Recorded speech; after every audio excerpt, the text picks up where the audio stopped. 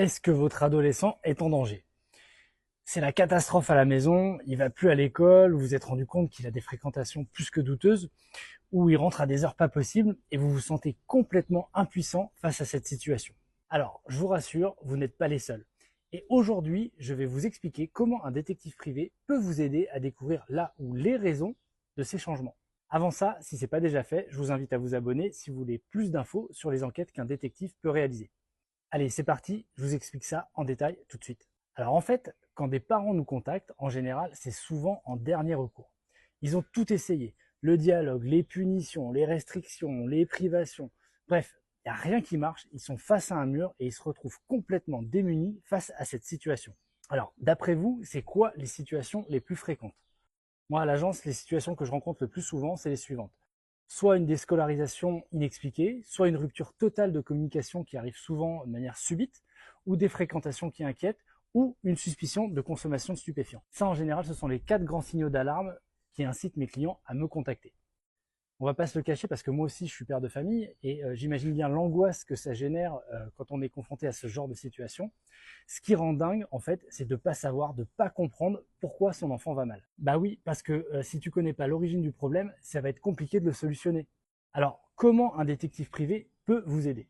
Bah finalement, c'est tout simple, on n'a pas réinventé la roue.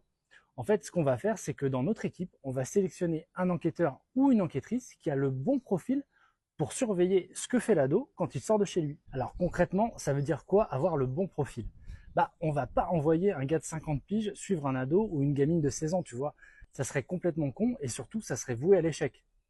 On va plutôt aller chercher un profil jeune qui va pouvoir se fondre facilement dans l'environnement qu'un jeune de 15, 16 ou 17 ans, il va être amené à fréquenter. Alors, je peux vous assurer que ça, c'est des dossiers dans lesquels on obtient souvent de très très bons résultats. Alors, quand je parle de bons résultats, ça veut dire que dans 90% des cas, on apporte des réponses aux questions de nos clients.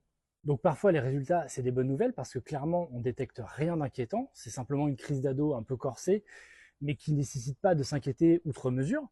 Mais parfois, malheureusement, on est aussi amené à constater des agissements qui mettent clairement en danger les gamins qu'on suit. Mais alors, je peux vous assurer d'une chose, c'est qu'après la douche froide, les parents, ils regrettent jamais d'avoir eu recours à nos services. Pourquoi? Bah parce que grâce à notre enquête, on identifie un problème, et si on identifie le problème, on peut proposer des solutions. D'ailleurs, sur ce sujet précis, je vous invite à aller voir rapidement ma dernière vidéo sur les anecdotes d'enquête, ça pourrait vous surprendre énormément. Voilà, je suis certain que vous n'aviez pas imaginé qu'un détective pouvait aussi intervenir dans ce type de problématique. N'oubliez pas de liker, partager cette vidéo, ça motive toujours pour continuer. Et surtout, si vous cherchez un détective, trouvez le petit Fox. À plus tard.